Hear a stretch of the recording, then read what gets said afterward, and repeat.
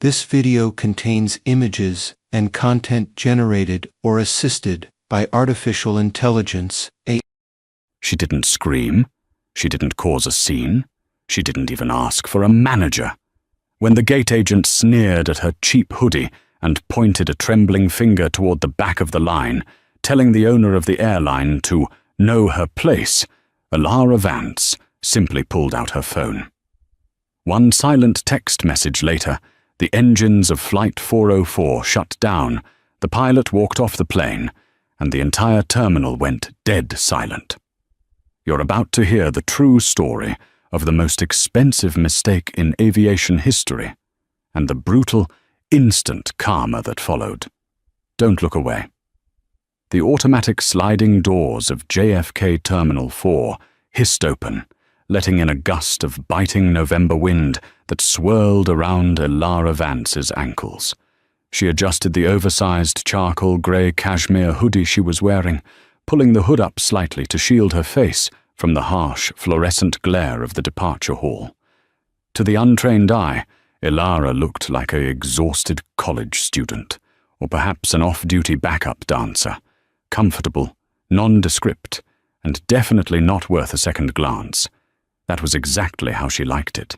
At 34 years old, Alara wasn't just a CEO. She was a titan.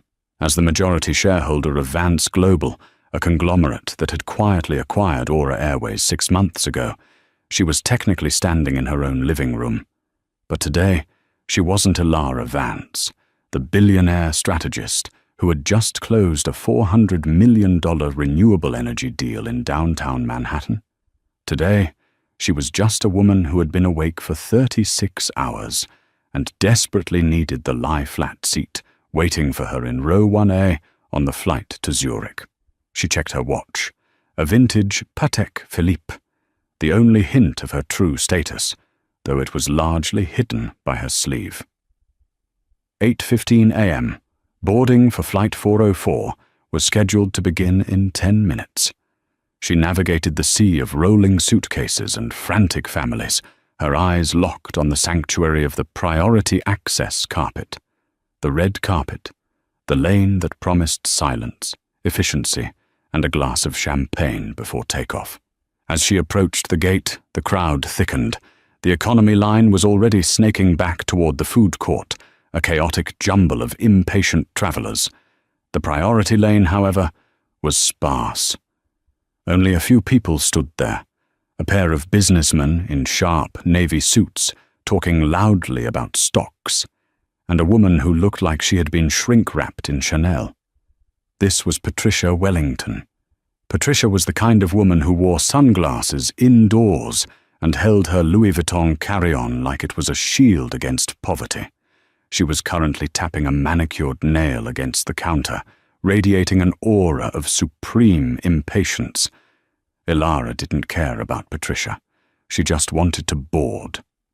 She adjusted her backpack, a simple black leather piece that happened to be custom-made Italian hide, and stepped onto the red carpet of the priority lane. "Excuse me," a voice dripped with ice from her left. Alara paused, turning her head. Patricia Wellington had lowered her sunglasses just enough to peer over the rim. Her eyes scanned Alara from the scuffed sneakers to the messy bun, her lip curling in a mix of confusion and disgust. "Yes?" Alara asked, her voice raspy from lack of sleep. "The economy line is back there," Patricia said, pointing a diamond-encrusted finger toward the chaotic mass of people behind them. "This line is for first class and Diamond Medallion members. You're clearly lost." Alara blinked. She was too tired for this. "I'm in the right place, Mom." She turned back to the counter, dismissing the woman. That was her first mistake. Patricia wasn't used to being dismissed. She let out a sharp, incredulous huff, a sound like a punctured tire. "Greg," Patricia snapped, slamming her hand on the podium counter to get the gate agent's attention. "Greg, honestly, the security in this terminal is going to the dogs. You're letting people just wander in off the street now." Behind the podium stood Greg Henderson. Greg was a man who clearly derived 90% of his self-worth from the little silver badge pinned to his polyester uniform. He had a tight, bureaucratic smile and hair that was gelled within an inch of its life. He looked up from his computer, annoyed at the interruption, until he saw Patricia. His face instantly transformed into a mask of servile flattery. "Mrs. Wellington, so good to see you again. I apologize for the wait. We're just finalizing the manifest. Is everything all right?" "No, it is not," Patricia hissed, gesturing violently at Ilara. "This person is trying to cut the line. It's making me uncomfortable. She looks like she's scouting for bags to steal." Greg's eyes shifted to Ilara. The flattery vanished, replaced by the cold, dead stare of a petty tyrant. He took in the hoodie. He took in the sneakers. He took in the black woman, standing alone with a backpack. He didn't see the Patek Philippe. He didn't see the heavy, confident set of her shoulders. He saw a stereotype. "Miss," Greg said, his voice loud enough that the businessmen behind them stopped talking to watch. "You need to step out of this lane, immediately." Ilara took a deep breath, fighting the urge to rub her temples. "I have a ticket for this flight. I'm in seat 1A. Greg actually laughed. It was a short, sharp bark of a sound. "1A? Miss, seat 1A is a full-fare first-class suite. That ticket costs $12,000. "I am aware of the price," Ilara said calmly. She reached into her pocket to pull out her phone, where her boarding pass was displayed. "If you'll just scan my—" "I don't need to scan anything to know you're in the wrong place," Greg interrupted, stepping out from behind the podium to physically block her path. He crossed his arms, puffing out his chest. "We have strict protocols here at Aura Airways. This lane is for our elite clientele. It is not for standby passengers, employee friends, or anyone trying to scam an upgrade." "I'm not trying to scam anything," Ilara said, her voice dropping an octave, becoming dangerously quiet. "I am a paying customer, and you are being incredibly rude." "Rude?" Patricia scoffed from the side. "He's doing his job, keeping the riffraff out so the people who actually pay for the service can board in peace. Honestly, the entitlement is staggering." Ilara turned her gaze to Greg. "Sir, I am going to ask you one time to step aside and scan my boarding pass. If you don't, you are going to regret it." Greg's face turned a mottled shade of red. The threat, delivered so calmly, bruised his ego. He wasn't going to let someone who looked like her tell him what to do in his terminal. "Is that a threat?" Greg demanded, raising his voice so the nearby TSA officer would look over. "Are you threatening a flight crew member?" "Because that is a federal offense, miss. I can have you banned from this airline. I can have you arrested right now." The terminal had gone quiet. The economy passengers were craning their necks. The businessmen were whispering. Everyone was watching the young black woman in the hoodie getting dressed down by the agent. "It's not a threat," Ilara said, her eyes locking onto his name tag. "Greg Henderson, Senior Gate Agent. It's a statement of fact. You have 10 seconds to scan my pass." "I'm not scanning anything," Greg spat, pointing a finger toward the back of the hall. "You are going to turn around, walk to the end of the economy line, and wait until Group 9 is called. And that's if I decide to let you on this plane at all. If I hear one more word out of you, I'm calling the police." Patricia Wellington smirked, adjusting her scarf triumphantly. "Go on, dear. Back of the bus. It's where you belong." Ilara looked at Greg. She looked at Patricia. Then she looked at the sleek Boeing 777 visible through the glass windows behind the gate, a jet that her company owned, a jet that cost $300 million, a jet that was currently burning fuel, waiting for her. "Okay," Ilara said softly. "Group 9. Got it." She didn't move toward the economy line, though. She stepped back, out of the red carpet lane, and leaned against a concrete pillar. She pulled out her phone. Greg sneered, turning back to Patricia with a winning smile. "I'm so sorry about that, Mrs. Wellington. Some people just don't understand the rules. Let's get you on board." "Thank you, Greg," Patricia purred, stepping forward to hand over her pass. "I'll make sure to mention your diligence in my review." As Greg scanned Patricia's ticket, and the machine beeped a happy green approval, Elara Vance unlocked her phone. She didn't open the airline app. She didn't open her email. She opened her contacts and scrolled to a number saved simply as Operations, Global Director. She typed a single message: "Execute Protocol Omega. Flight 404. Immediate ground stop. Authorization code EV@010. She hit send. Then she looked up at the digital clock above the gate. 8:25 a.m. "Let's see how long it takes," she whispered to herself. It took exactly 45 seconds. The first sign that something was wrong wasn't an alarm. It was the silence. The hum of the jet bridge stopped. The lights on the gate reader behind Greg flickered and went black. Greg frowned, tapping his keyboard. "That's odd," he muttered. "System just froze." He looked up, about to apologize to the next passenger in line, when his walkie-talkie exploded with noise. It wasn't the usual chatter of baggage handlers. It was the frantic voice of the ground crew. "Gate B12, this is Tower. You have an immediate stop order. Repeat, immediate stop order. Do not board. Do not release the bridge. We have a code 0. Greg's face went pale. Code 0? He had worked for the airline for 15 years and had never heard a code 0. That sounded like a bomb threat. That sounded like terrorism.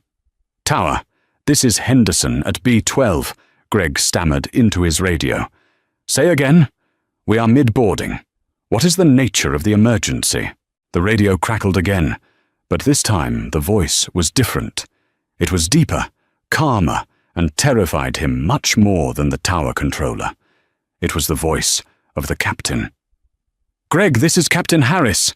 The pilot's voice boomed through the radio, loud enough for the passengers at the front to hear. "I've just been locked out of the flight management computer. The entire aircraft just went dark. I've got a message on my primary display. It says Owner Override. Greg. Who is at the gate?" Greg stared at the radio, confused. "What? Who is at the gate?" "Just passengers, Captain. We're boarding first class." "No," Captain Harris snapped it. "The system is telling me the chairman of the board has initiated a shutdown. Greg, look at the manifest. Is Elara Vance on this flight?" Greg froze. The blood drained from his face so fast he felt dizzy. Elara Vance. He knew the name. Everyone in the company knew the name. She was the shadow figure who had bought the airline. She was the woman on the cover of Forbes last month. She was the one who signed the checks. He looked at the computer screen. It was black. He looked at the passengers. He saw the businessman. He saw Patricia Wellington, looking annoyed that the line had stopped. And then he looked at the pillar. The woman in the hoodie was still there. She wasn't looking at her phone anymore. She was looking at him. Her expression was perfectly neutral, but her eyes were boring a hole through his skull. She slowly lowered her backpack to the floor. "Greg?" Captain Harris's voice demanded over the radio. "I need an answer. Is Elara Vance at the gate?" Greg's mouth opened, but no sound came out. He looked at the woman. Elara pushed off the pillar and took one step forward. The crowd parted for her like the Red Sea. She didn't walk to the economy line. She walked straight up to the red carpet, right past a stunned Patricia Wellington. She stopped in front of the podium, resting her hands on the counter. She leaned in, her face inches from Greg's sweating forehead. "Hello, Greg," she said, her voice smooth as silk and cold as liquid nitrogen. "I believe you asked me to wait for Group 9. The silence that fell over gate B12 was heavier than the jet sitting on the tarmac. It was a suffocating, physical weight. Greg Henderson's mouth was still slightly open, his eyes darting between the black screen of his computer, the radio in his trembling hand, and the woman standing before him. Elara Vance didn't blink. She didn't gloat. She simply stood there, radiating a kind of gravitational pull that made everyone within a 30-foot radius terrified to move. "I asked you a question, Greg," Elara repeated, her voice low and even. "You told me to wait for Group 9. You threatened to call the police. I'm waiting for you to follow through." Greg swallowed. It was a loud, dry click in his throat. His brain was misfiring, trying to reconcile the image of the hoodie girl with the terrifying reality of the name Elara Vance. He had seen the internal memos. He had seen the corporate videos. Vance Global, the new parent company. She wasn't just a VIP. She was the hand that fed him. Miss Vance," Greg stammered, his voice cracking. I didn't know. I mean, the system didn't flag you. Your attire." "My attire?" Elara raised an eyebrow. She looked down at her hoodie, then back at him. "Does my attire change the validity of the ticket I purchased? Does it change the fact that I am the chairwoman of the board of directors for this airline?" No, of course not." Greg waved his hands frantically, sweat beading on his upper lip. "It's just, we have protocols, visual assessments. I was just trying to protect the integrity of the priority lane for our valued customers." "Valued customers," Elara echoed, her gaze shifting slowly to Patricia Wellington. Patricia, unlike Greg, had not yet grasped the gravity of the situation. She lived in a world where money was a shield that protected her from consequences, and she was currently inconvenienced. To her, this wasn't a corporate takeover. This was a delay caused by a delinquent. "Oh, for heaven's sake!" Patricia snapped, throwing her hands up. The jingle of her gold bracelets cut through the tension. "Greg, stop groveling to this. This hacker. Did you hear what the pilot said? She shut down the plane. That's sabotage. That's terrorism." Patricia turned on Elara, her face twisting into a mask of righteous indignation. "I don't know what kind of cyber trick you pulled with your little phone, darling, but you are in serious trouble. You think you can just walk in here, dressed like a vagrant, and hold a plane full of wealthy people hostage?" Elara turned her head slowly to face Patricia. The movement was predatory. "Mrs. Wellington, is it?" "That's right," Patricia spat. "And I am a Diamond Medallion member. My husband is a partner at Sterling and Cooper. I know people, and right now I'm going to make sure you're arrested." Patricia grabbed her handbag and fished out her phone. "I'm calling the police, right now. You're going to jail and I'm going to press charges for distress and delay." Greg looked like he wanted to vomit. He reached out a hand to stop her. "Mrs. Wellington, please, don't..." "No, Greg," Elara interrupted, holding up a hand. "Let her call." Elara's lips curled into a faint, dangerous smile. "In fact, I insist. Call the Port Authority police. Tell them there is a security breach at Gate B12 involving the airline owner. I'd love to have a chat with them." Patricia scoffed, dialing 911 with aggressive stabs of her finger. "Airline owner. You're delusional. You're probably on drugs." She put the phone to her ear, tapping her foot. "Yes, police. I'm at JFK Terminal 4. There is a woman here who has hacked an aircraft computer and is threatening passengers. She's mentally unstable. Send someone immediately." While Patricia screamed into her phone, the ground crew door behind the podium burst open. A man in a navy blue suit, breathless and looking like he was on the verge of a cardiac event, sprinted out. It was David Ross, the station manager for Aura Airways at JFK. He was the boss of everyone in the terminal. "What is going on?" David yelled, scanning the scene. Operations is screaming that Flight 404 has been ground-stopped by a corporate override. Who authorized? He stopped dead when he saw Ilara. David Ross knew exactly who she was. He had met her once at a gala in London, where she had memorized the names of his children after a 5-minute conversation. He knew her reputation: brilliant, fair, but absolutely intolerant of incompetence. "Ms. Vance," David breathed, the color draining from his face. He rushed past Greg, nearly knocking the gate agent over, and bowed his head slightly. "Ms. Vance, I am so incredibly sorry. I had no idea you were flying commercial today. If we had known, we would have had the VIP escort team." "I didn't want the VIP team, David," Ilara said, her voice still eerily calm. "I wanted to get on my flight. I wanted to sit in the seat I paid for, but apparently my money isn't good enough for Greg here." David spun around to face Greg. His eyes were wide with panic. "Greg, what did you do?" She was in the priority line," Greg squeaked. "She didn't look, she refused to leave when I told her to go to economy." "You told the CEO of the company to go to economy," David whispered, the horror dawning on him. "He did more than that," Ilara corrected. "He refused to scan my boarding pass. He publicly humiliated me. He threatened to have me arrested, and he implied that because of the color of my skin and the hoodie I'm wearing, I must be a thief, scouting for bags." David closed his eyes for a brief second, as if praying for a sinkhole to open up and swallow the entire terminal. When he opened them, his face was hard. He looked at Greg with pure disdain. "Give me your badge," David said. "What?" Greg gasped. "Your badge, Greg, and your login token, now." "David, wait, Now!" David roared, causing several passengers to jump.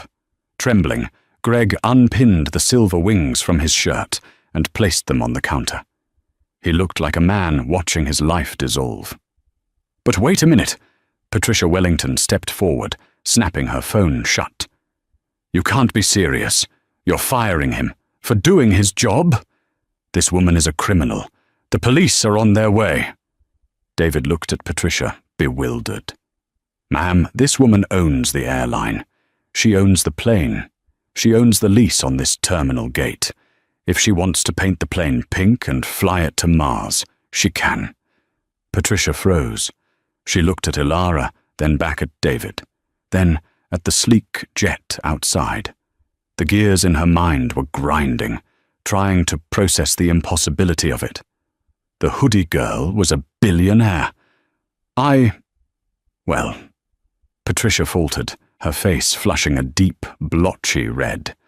"Well, she certainly doesn't look like it. How was anyone supposed to know? It's entrapment, really. Poor Greg was just following protocol." "Protocol?" Ilara stepped closer to Patricia. The air between them crackled. "Protocol dictates that you treat every paying passenger with respect.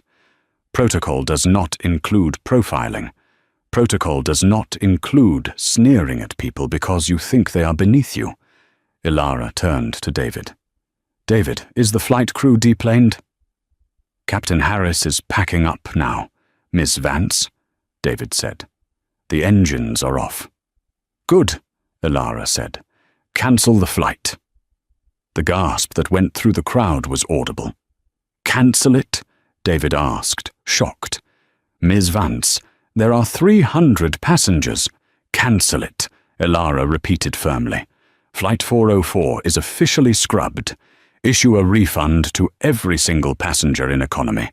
Give them a voucher for double the value of their ticket and put them on the next available flights with our partner airlines. Comp their meals and hotels." "And the priority passengers?" Patricia asked, her voice shrill. "What about us? I have a gala in Zurich tonight." Ilara looked at Patricia with a smile that didn't reach her eyes. "The priority passengers," Ilara said, "will receive a full refund. However, they will not be rebooked on Aura Airways." "Excuse me?" Patricia shrieked. "You heard me," Ilara said, her voice projecting so the businessmen behind Patricia could hear. "I am instituting a new policy, effective immediately. Any passenger who stood in this line and watched Greg abuse a customer without saying a word, and especially you, Mrs. Wellington, who cheered him on, is no longer welcome on my aircraft." "You can't do that," one of the businessmen in the blue suits shouted. "I'm a platinum member. Do you know how much business I bring this airline?" "Not enough to matter to me," Ilara shot back, her voice steel. "I don't need your money. I have plenty of my own. What I need is a customer base that has a shred of human decency." She turned back to David. "Flag their passports in our internal system. No-fly list for Aura and all subsidiaries. Indefinite ban." "This is insane!" Patricia screamed. She lunged forward, grabbing Greg's arm. "Greg, do something! Tell them!" But Greg was staring at the floor, a broken man. At that moment, the wail of sirens cut through the air outside the terminal glass. Blue and red lights flashed against the windows. Ilara checked her watch. "Ah, that must be the police Mrs. Wellington called." She looked at Patricia, whose face had gone from red to a terrifying shade of pale white. "You called the police to report a terrorist act, didn't you, Patricia?" Ilara asked softly. "You told them I hacked the plane, that I was a threat to national security." Patricia's lip trembled. I thought, filing a false police report is a crime," Ilara stated. "Accusing a federal aviation owner of terrorism is, well, let's just say the FBI doesn't have much of a sense of humor about that."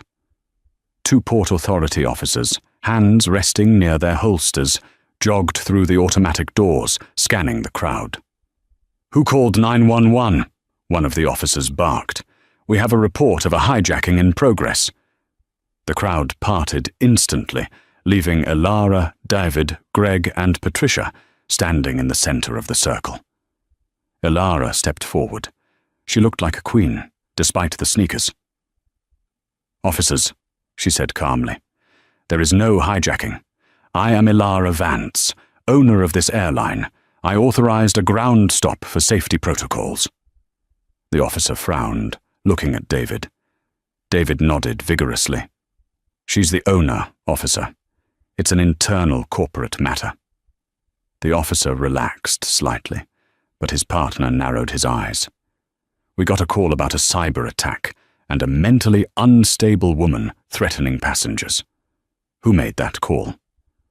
Ilara slowly raised her hand and pointed a single finger at Patricia Wellington. "She did," Ilara said. "And she's right about one thing, officers. There has been a disturbance of the peace.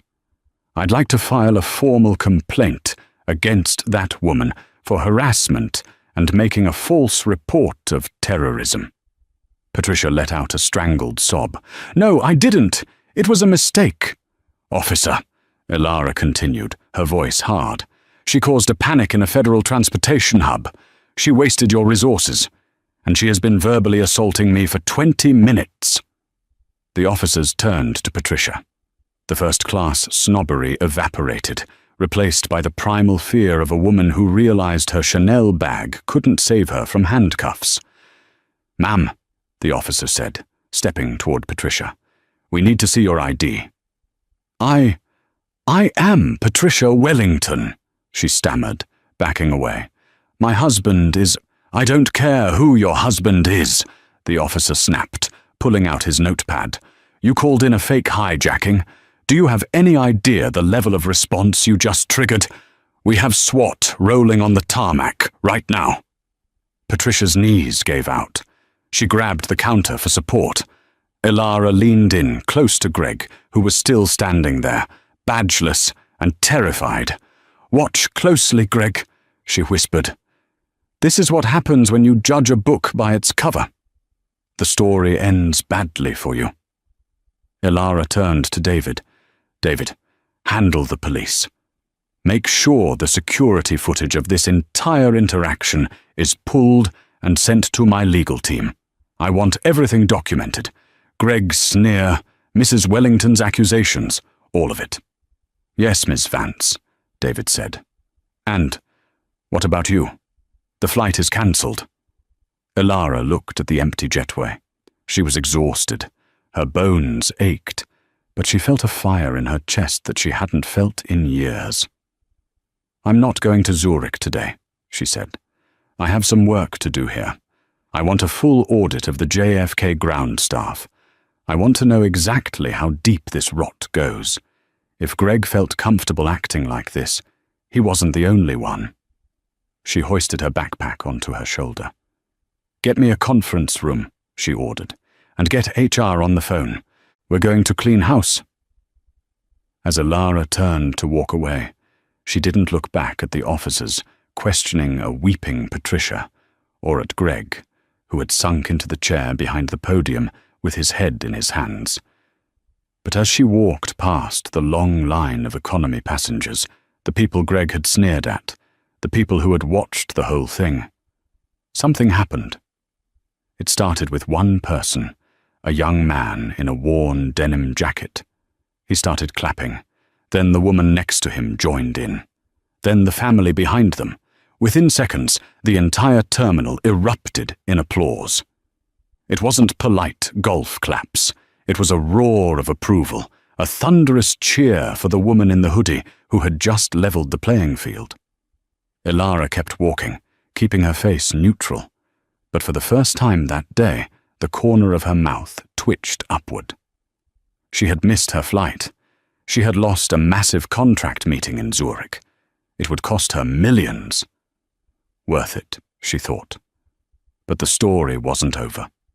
Elara Vance knew that people like Patricia Wellington and Greg Henderson didn't just go away. They retaliated. And as she walked toward the VIP lounge to set up her war room, her phone buzzed. It was a notification from a news app. Breaking. CEO meltdown at JFK? Social media explodes with video of hoodie billionaire cancelling flight. Elara stopped. She opened the video. It was recorded from a bad angle, edited to make her look like the aggressor. It cut out Greg's insults. It cut out Patricia's racism. It just showed Elara threatening to ban everyone. The caption read, "Billionaire tyrant ruins Christmas for 300 families." Elara looked up from her phone, her eyes narrowing. "So that's how they want to play it," she whispered. She turned around and looked back at the gate. Greg was on his phone now, typing furiously. Patricia was talking to the police, pointing at Elara, her confidence returning as she spun her web of lies. The war hadn't ended. It had just moved to a new battlefield. The walk from Gate B12 to the Aura Airways first-class lounge was usually a victory lap for Elara Vance. Today, it felt like a perp walk. Every television screen in the terminal seemed to be broadcasting the same grainy, shaky footage. The video, uploaded by an anonymous account named TruthSeeker99, was a masterclass in manipulation. It started midway through the confrontation, conveniently cutting out Greg's sneer and Patricia's racial slurs. In the clip, the world only saw Elara pointing a finger at a cowering Greg, her voice cold and commanding. "I'm instituting a new policy. You are no longer welcome on my aircraft." It zoomed in on Patricia Wellington's tear-stained face as she cried out, "I have a gala in Zurich," making her look like a distressed grandmother rather than a bully. By the time Elara reached the frosted glass doors of the lounge, the hashtag #AshaBillionaireBully was trending #1 globally. Elara swiped her keycard, her hands shaking slightly. Not from fear, but from a rage she was struggling to contain. She entered the private owner's suite at the back of the lounge, a soundproof glass cube overlooking the tarmac. She threw her backpack onto the mahogany conference table and collapsed into a leather chair. Her phone rang. It was Marcus Sterling, the lead investor on her board of directors, and, coincidentally, the senior partner at the firm where Patricia's husband worked. Ilara. Marcus's voice was smooth, but with the sharpness of a jagged rock. Care to explain why our stock has dropped 4% in the last 20 minutes? My phone is blowing up. Patricia Wellington is saying you suffered a psychotic break. Patricia Wellington is a liar, Marcus, Ilara said, pinching the bridge of her nose. She and the gate agent profiled me. I responded. The video says otherwise, Marcus countered. It looks bad, Ilara, really bad. You look like a tyrant crushing the working man. The union is already drafting a statement supporting Greg Henderson. They're calling him a hero who stood up to corporate abuse. Ilara stared at the ceiling. It's edited, Marcus. I need the security footage from the gate. It will show everything. You better hope so, Marcus warned, because if you don't have proof by the time the market closes, the board is calling for an emergency vote of no confidence. You might own the airline Ilara, but we can still strip you of your CEO title. You have 2 hours. The line went dead. Ilara slammed the phone down. She turned to the large monitor on the wall and switched it to the local news. A reporter was standing outside Terminal 4, microphone in hand. Next to her stood Greg Henderson. Greg had recovered remarkably fast. He was no longer the trembling coward. He was now playing the role of the downtrodden martyr. He wiped a fake tear from his eye. I just tried to do my job, Greg told the camera, his voice quivering for effect. She came in wearing a hoodie. She looked suspicious. I have a duty to protect my passengers, and for that, she fired me. She destroyed my livelihood because I wouldn't let her cut the line. The reporter nodded sympathetically. A David and Goliath story, folks. But this time, Goliath won. Ilara felt the bile rise in her throat. They were winning. The lie was traveling around the world while the truth was still putting its shoes on. She needed David Ross. She hit the intercom button on the desk. David, get in here. The station manager entered a moment later, looking pale. He was holding a tablet. We have a problem, Miss Vance, David said, his voice dropping to a whisper. I know, Ilara said. The news. I need the CCTV footage from Gate B12, David. Now. We release the raw tape. We destroy their narrative. David swallowed hard. He placed the tablet on the table. I went to security, David said. The files for Gate B12, they're gone. Ilara froze. What do you mean, gone? Corrupted, David said. Or more likely, deleted. The head of Port Authority security at this terminal plays golf with Greg Henderson every Sunday. He claims there was a server malfunction at exactly 8:15 a.m. Ilara laughed, a dry, humorless sound. Of course, the Old Boys Club. It gets worse, David continued. Patricia Wellington has just hired a crisis PR firm. They are organizing a press conference in the main terminal atrium in 30 minutes. She's going to announce a lawsuit against you for emotional distress and defamation. She's going for the kill, Ilara. Ilara walked to the window, looking out at the grounded Flight 404. She was cornered, no video evidence, a board of directors ready to oust her, a public that hated her, and 2 liars preparing to dance on her professional grave. She closed her eyes, taking a deep breath. She thought about her father, who had started the business from a garage. He used to tell her, if they lock the front door, you check the back. If they lock the back, you take the chimney. David. Ilara opened her eyes. They were blazing. Is Flight 404 still powered down? Technically, yes. The pilots are gone. Why? The cockpit voice recorder, Ilara said. And the external flight deck cameras. David shook his head. The CVR only records audio in the cockpit. It wouldn't catch the conversation at the gate podium. And the external cams point at the runway, not the terminal. "Not those cameras," Ilara said, a dangerous smirk forming. "The boarding cameras. The ones we installed 6 months ago for facial recognition testing. The ones that aren't connected to the airport security server." David's eyes went wide. "The beta system. The one that feeds directly to the cloud at headquarters." "Exactly," Ilara said. "Greg's friend can delete the airport files, but he can't touch my servers." "But," David hesitated, "that system only records video. No audio. Without audio, it's just you looking angry and Greg looking scared. It doesn't prove what was said. It doesn't prove the racism." Ilara's smile vanished. He was right. Without the audio of Patricia calling her riffraff or Greg refusing to scan her ticket, the video could still be spun. She needed sound, and she had nothing. Just then, her phone buzzed again. An email. Subject: "You might want to see this." From unknown. Ilara frowned. She opened the email. There was no text, just a link to a YouTube unlisted live stream. She clicked it. Ilara sat in the soundproof owner's suite of the lounge, watching her reputation burn on the wall-mounted monitors. The news cycle was ruthless. The edited clip released by the trolls made her look like a tyrant, and the hashtag #billionaire bully was trending globally.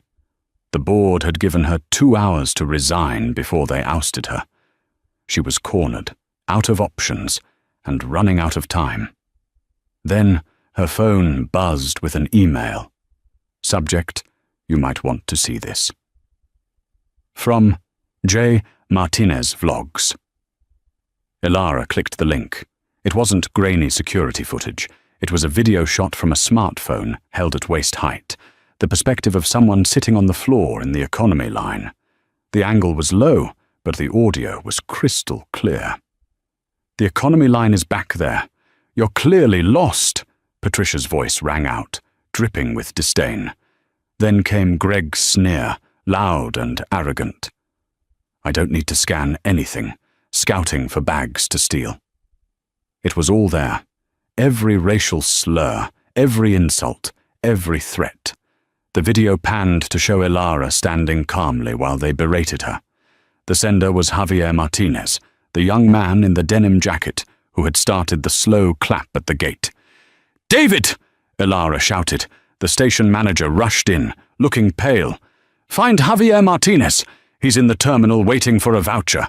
Bring him here, now." 10 minutes later, a terrified Javier was ushered into the suite. He clutched his phone like a lifeline. "Ms. Vance, I'm a huge fan. I didn't post the full video because I only have 12 subscribers. Nobody would have seen it. They will now," Ilara said, her eyes cold and calculating. "Javier, I'm going to buy the rights to that footage. David, connect Javier's phone to the main terminal broadcasting system. Override the departure screens." David gasped. "You want to hijack the airport feed? The board will kill you." "I own the lease on those screens," Ilara said, hoisting her backpack. "It's a company-wide announcement. Let's go." Down in the main atrium, the situation was dire. Patricia Wellington stood on a makeshift podium surrounded by flashbulbs, wiping away fake tears. Greg stood beside her, playing the victim perfectly for the cameras. "My client is traumatized," Patricia's lawyer droned into a bouquet of microphones. "We are suing for $20 million in damages." Greg stepped up, sobbing. "I just did my job. She fired me because I wouldn't let her cut the line." Suddenly, a screech of audio feedback pierced the air. The crowd covered their ears. The massive LCD flight boards behind Patricia, usually listing destinations, flickered and went black. In their place, the vertical video appeared, magnified to 50 feet tall. "Go on, dear. Back of the bus. It's where you belong." Patricia's voice boomed through the terminal like thunder, amplified by the PA system.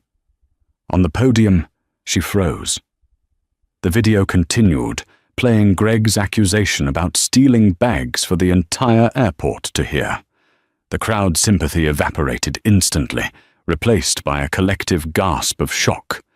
Elara appeared at the top of the grand staircase, still wearing her hoodie, a microphone in hand.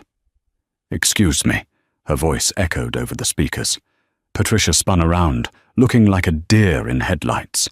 Elara descended the stairs slowly, the eyes of every reporter fixing on her.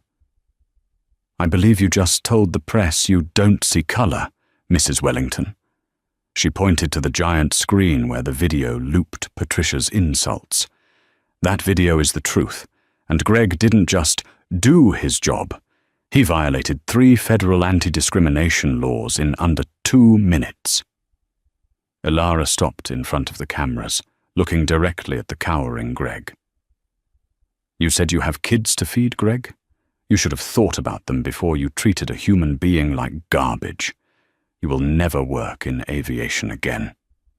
The reporters swarmed the podium, shouting questions at the now fleeing Patricia. The narrative had flipped in seconds. Elara stood amidst the chaos, watching them run. The truth was out, but she wasn't done yet. She still had to face the board. The atrium of JFK Terminal 4 had cleared out, but the war was far from over. If anything, the humiliation of Patricia Wellington had only poured gasoline on the fire. Elara sat at the head of the long obsidian conference table in the Aura Airways boardroom, located in the penthouse of a skyscraper in Midtown Manhattan. It was 8:00 p.m. She had been awake for nearly 48 hours. The room was filled with the 12 members of the board of directors, mostly older men in expensive suits who looked at Elara with a mixture of fear and disdain. They were the money men, the ones who cared only about the green line going up. Today, the red line had gone down, hard. "You publicly shamed the wife of Richard Wellington," hissed Marcus Sterling, the lead investor. He threw a stack of papers onto the table. "Do you have any idea what you've done, Elara? This isn't just about a flight delay anymore. You've declared war on one of the most powerful legal families in New York." "She lied, Marcus," Elara said, her voice steady, though her eyes were burning with fatigue. "She filed a false police report. She racially profiled me. I defended the company's integrity." "Integrity doesn't pay dividends." Marcus slammed his hand on the table. "Richard Wellington called me 10 minutes ago. He's not just suing for defamation. He's launching a class action lawsuit on behalf of every passenger delayed by your stunt at the gate. He's claiming you are mentally unfit to lead a public company.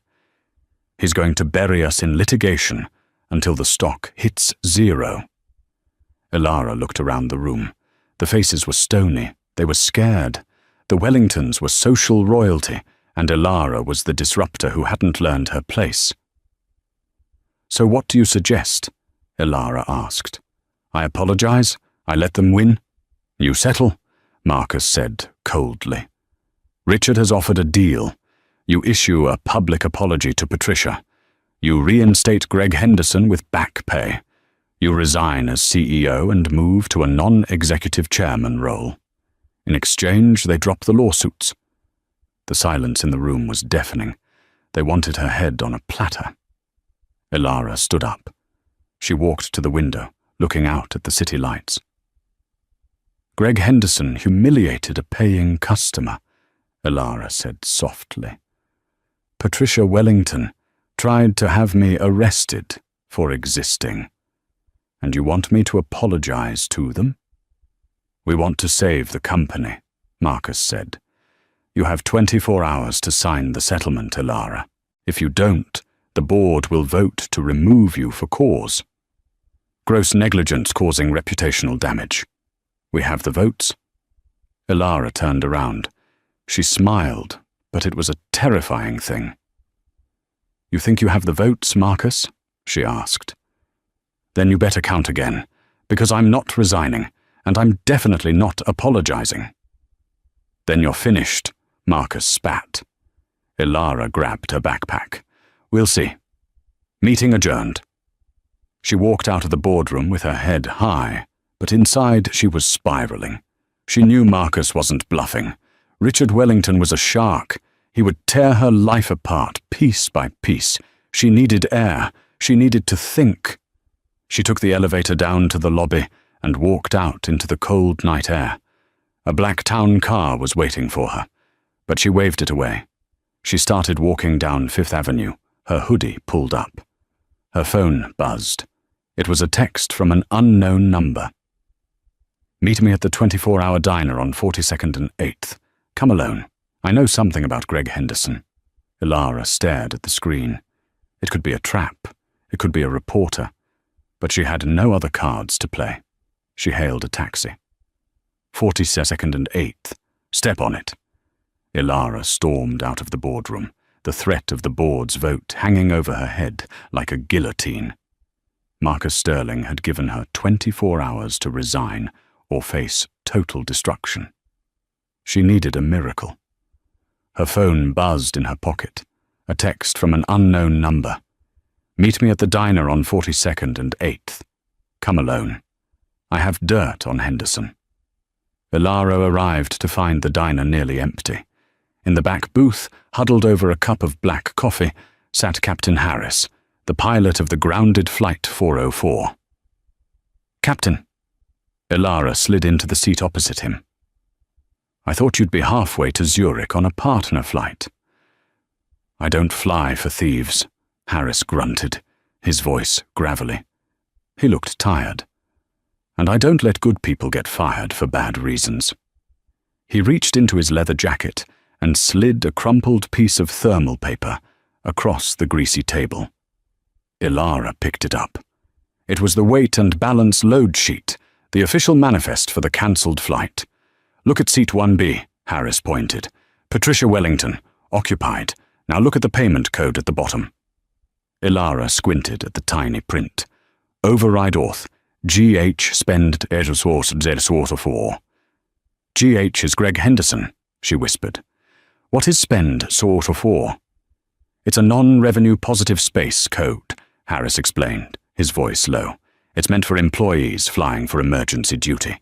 It tickets the seat for $0. The system thinks she's a deadheading pilot. Ilara's eyes went wide. She didn't pay for the ticket? Oh, she paid, Harris smirked. But she didn't pay the airline.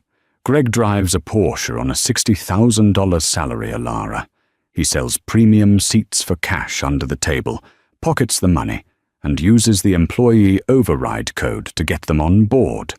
The airline gets nothing, and the passenger flies first class for half price. The pieces clicked together with terrifying clarity.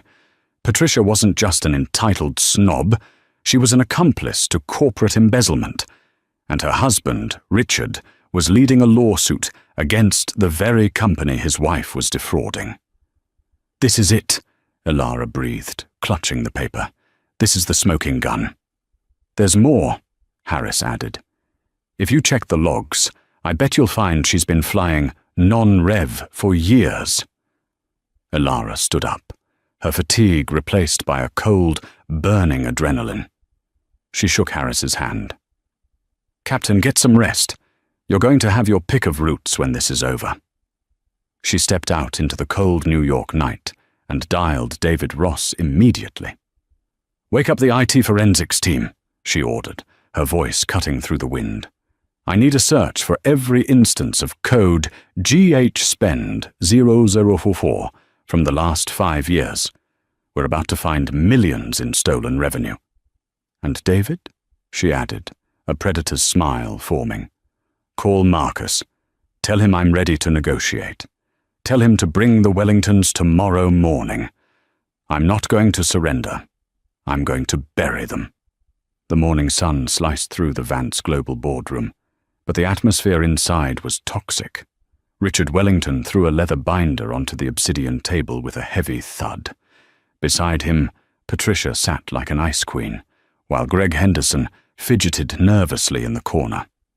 The deal is simple, Richard announced, his voice dripping with arrogance. You resign, Ilara. You reinstate Greg. You issue a public apology to my wife. In exchange, we drop the class action lawsuit." Marcus Sterling, the treacherous board member, nodded. "It's the only way to save the stock, Ilara. Sign it." Ilara didn't touch the pen. Instead, she slid a single sheet of thermal paper across the table. "Before I sign," Ilara said, her voice dangerously calm, "I have one question. Patricia, why haven't you paid for a flight in 4 years?" Richard scoffed. "Don't be absurd. She's a Diamond member." "She is a stowaway," Ilara corrected. She pointed to the paper. "My team ran a forensic audit last night. We found a legacy code, GH Spend 004. It's a manual override for free employee emergency travel. Greg has used it 300 times. 250 of those were for Patricia." The room went deathly silent. Ilara stood up and walked toward Greg. "It's a perfect scam," she continued. "Patricia pays you cash, half price, under the table. You pocket the money, print a free ticket using the override, and the airline gets 0. That is $3.2 million in corporate theft." Richard turned slowly to his wife, his face draining of color. "Patricia, tell me you didn't pay him cash." "I saved us money," Patricia shrieked, her composure shattering. "Why pay full price when Greg could fix it? Everyone does it." "You just confessed to federal wire fraud," Ilara said coldly. "And Richard, since your firm represents our insurer, you're now an accessory to the crime you're suing us for." Ilara pressed the intercom. "Now!" The double doors burst open. FBI agents swarmed the room. Before Greg could stand, he was cuffed. Patricia screamed as she was hauled out of her chair, wailing about her status, while Richard sat with his head in his hands, watching his career incinerate. As the silence returned, Ilara turned to a terrified Marcus. She picked up her resignation letter and ripped it in half. "You're fired for gross incompetence," she said. "Get out of my building." 3 months later, Ilara stood at the back of the economy line at JFK. She watched a new gate agent kindly help a struggling mother with her bags. No sneers, no judgment. Ilara smiled, pulled up her hood, and boarded the plane. The turbulence was finally over. And that is the true story of how Ilara Vance didn't just cancel a flight. She cancelled an entire corruption ring. It serves as a brutal reminder. True power doesn't need to shout, and it certainly doesn't need to cut in line.